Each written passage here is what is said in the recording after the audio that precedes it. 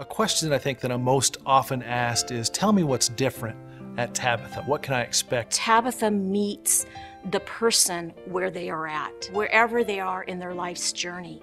Whether we're starting at the beginning for short-term rehab, whether we're looking at long-term placements, or whether we're looking at hospice. I love being able to help, being able to make sure they do everything that they wanted to do in life and be able to do it to the fullest. With Tabitha, they're still able to do that. We still then can manage the condition, but we're working with the person. I think that's what's different at Tabitha.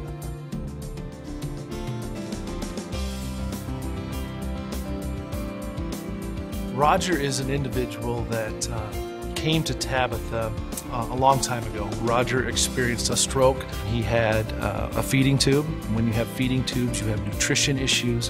When you have nutrition issues, you have skin issues. All these things coming together with the complexities of having a stroke. Within a year of moving into the Tabitha greenhouse, some amazing things happened.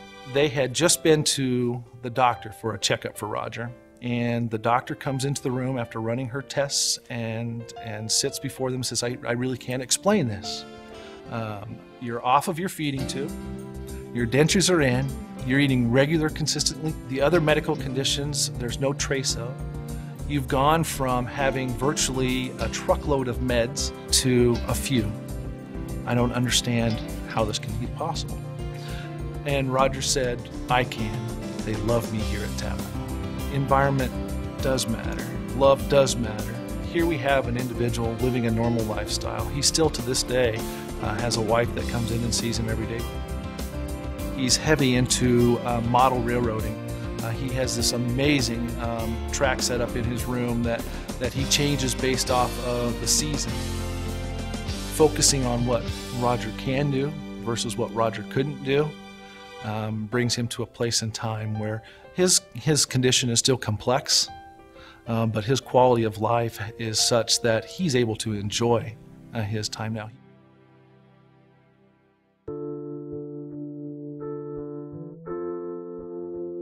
John and Jean, how do you describe John and Jean? John, he was a farmer in Iowa. His room, he had John Deere tractors in it. Jean, she was that farmer's wife. She supported her husband. They were both very spiritual people. John had had a stroke, and so Ron, his son, had been his caregiver and had been going over to John and Jean's to take care of him. John had fallen and broken his hip. As their rehab progressed, it was evident that John was not getting to the point of where he was going to be able to return back to home. Ron would come in and he would sit, and I can remember him sitting back and saying, Barb, I want to take care of my dad, but I just can't. The last thing that you ever anticipate is that you may have to have a loved one in long-term care. I'm frequently asked by families, you do this every day, how do you help everybody through life's journey? Whatever that next step in your life's journey is, that's what we're there to do, to help you through that. The caregivers and the CNAs and the social workers and everybody that comes in contact with that person, they develop that relationship, so it's everybody working together. I remember Ron coming back into my office and he sat down and he'd say, Barb, my dad is back. John had been at Tabitha for a couple of years, and Jean became ill and she was diagnosed with terminal cancer. We admitted Jean to the Good House. I said to Ron, I said, your mom and dad are so spiritually connected. I said, it would not surprise me if that they died within hours of each other.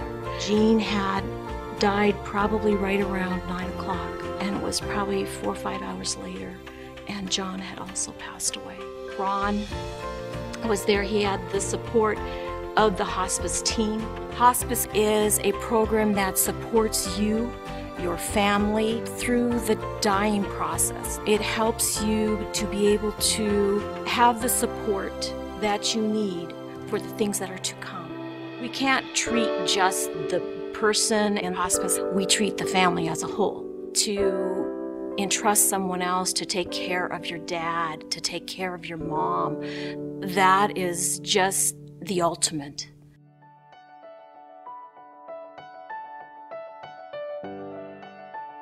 When you have a major stroke, just boom, and no warning, and your life's completely changed. And you can't get up on your own, you can't walk by yourself, you can't do anything, and you're dependent on somebody.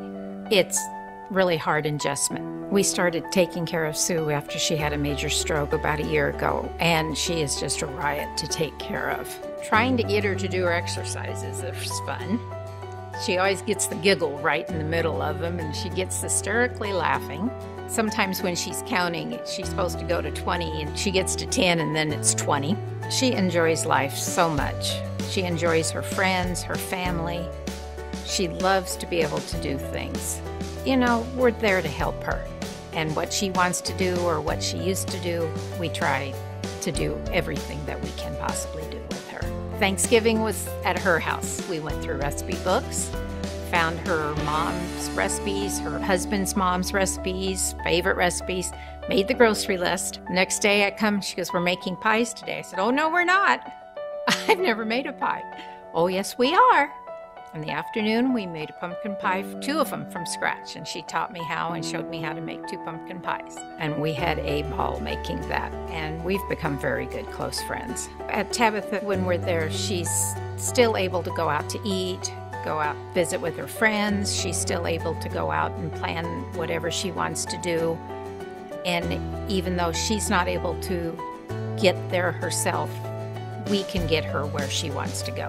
This is a human life that has desires, that has values, that has wisdom, that wants to be a part of society and has much to offer.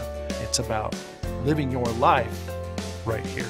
Tabitha meets the needs of the community, whether you are there for long-term placement, hospice, or whatever the case may be.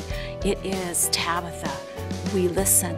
We're about the compassion to take care of the elders and those whom we serve.